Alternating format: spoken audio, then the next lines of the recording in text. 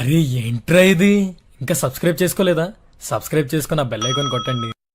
AP POLYCET 2024కి సంబంధించి నిన్న మనకి ఎగ్జామ్ అయితే కంప్లీట్ కావడం జరిగింది.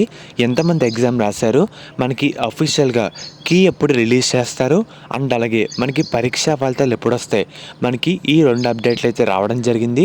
మీకు ప్రూఫ్ కూడా ఈ వీడియోలో డీటెయిల్గా చెప్తాను. సో వీడియో అంతా లైక్ చేయండి. ఒక 200 లైకులు టార్గెట్ అన్నమాట. కొత్తగా ఎవరైతే మన ఛానల్ చూస్తున్నారో సబ్స్క్రైబ్ అయితే చేసుకోండి. పక్కన బెల్ ఐకాన్ కూడా ఆల్ ఆప్షన్లు పెట్టుకోండి. మెయిన్గా మీరు ఒకసారి స్క్రీన్ మీద చూస్తున్నారు కదా, మనకి డిప్లొమా కోర్సులో నిర్వహించే పాలిసెట్ ఎగ్జామ్ నేను మనకి కంప్లీట్ కావడం జరిగింది.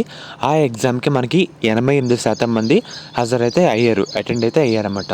మనకి పాలిసెట్కి సుమారుగా 1,59,000 మంది అప్లై చేసుకోగా 1,41,000 మంది ఎగ్జామ్ అయితే రాయడం జరిగింది.